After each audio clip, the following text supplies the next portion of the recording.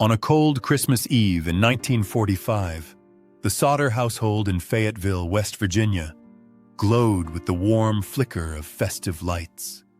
George and Jenny Sodder had spent the evening savoring the season.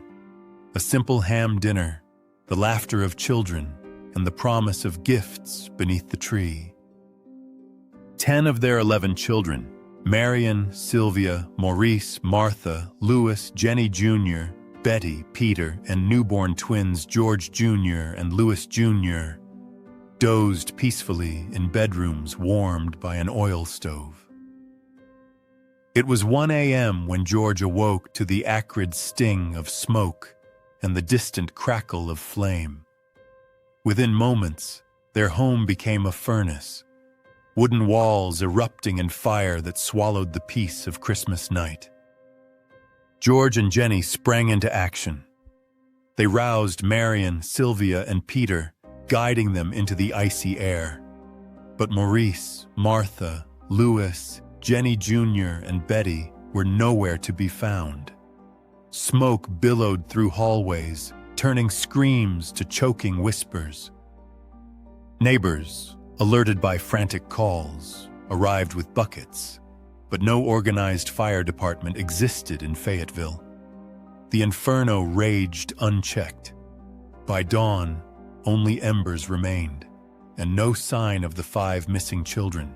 No bones, no ashes, no trace. Investigators quickly labeled the blaze accidental, an overheated stove behind improperly installed paneling. Yet common sense recoiled at the empty aftermath. Expert estimations of house fires of comparable intensity consistently yield bone fragments and dental remains. Here, the Sodders found nothing. Their children had literally vanished. George refused to bury what did not exist. No graves were dug. Instead, at Fayetteville Cemetery, a headstone bore 5 birth dates and a haunting inscription: disappeared December 24, 1945. As the community watched, inconsistencies surfaced. Cut telephone wires. 2 wires to the Sodder phone line were severed, preventing an early call for help. Missing ladder. George's attic ladder was gone, suggesting intruders might have entered from above. Suspicious vehicles.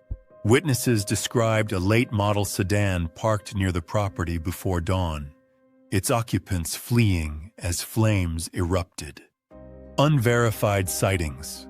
Rumors circulated of the children seen alive, playing near a creek or boarding a vehicle, hours after the fire. Each clue fizzled under official scrutiny, dismissed as dreams or misremembered details. Yet for the grieving parents, every anomaly was a lifeline. Refusing to accept the cold closure of an accident, George and Jenny printed over 2,000 missing person posters, depicting likenesses of the children as they might appear 5 or 10 years later. They traced every whisper: a boy spotted near Times Square, a girl observed working in a diner in Ohio, a silhouette reported by a trucker on Route 66. Support poured in from strangers, funding bounties for credible information. Despite false alarms and heartbreak, the Sodders pressed on for decades, their lives consumed by hope and sorrow. In a rarely cited 1953 letter, Jenny described a vivid dream: 5 small hands reaching through charred beams, calling her name. She awakened at dawn, convinced the children were alive. That dream reinvigorated their search, prompting a cross-country trip to follow a lead in New Mexico, only to find an empty farmhouse and a family who had never heard of Sodder. Over time, theories swirled around the mystery, often overlapping in curious ways. 1. Organized kidnapping or trafficking. Some believe the children were abducted by a criminal ring, possibly tied to George's labor union disputes, and covertly sold into a mid-century trafficking network. 2. Union retribution. George's vocal criticism of the telephone and light company union may have provoked retaliation, coordinated sabotage that masked an abduction as accidental death. 3. Extreme combustion theory. A small contingent of experts argued that the hidden oil panels behind the stove fueled a fire so intense it obliterated all human remains, though forensic consensus deems this virtually impossible. 4. Paranormal explanation. Ghost hunters and psychics have claimed the site is haunted by restless spirits, and some seance participants reported hearing children's laughter amid the crackle of embers. None of these theories has produced conclusive proof, yet each narrative thread pulled fresh investigators back to the charred foundations. In 2014, documentarian Chris Sardegna released The Missing, combining family letters, rare photographs, and modern fire forensic analysis. His team concluded that the Sodder children could not have perished in the blaze. DNA specialists have since proposed exhuming neighbors' remains to test ash samples for genetic traces, an idea stalled by legal and ethical barriers. True crime podcasts regularly feature the Sodder case, sparking fresh tips and renewed debate each holiday season. Social media groups share digitally aged portraits and purported eyewitness accounts, perpetuating the mystery in the digital age. In 2022, a viral TikTok user claimed to spot one of the children in archival school records, an unverified lead that reignited hope and outrage in equal measure. Behind each theory lies a fractured family. Marion and Sylvia, survivors of the fire, bore lifelong scars of survivor's guilt, their voices trembling whenever they recounted that night.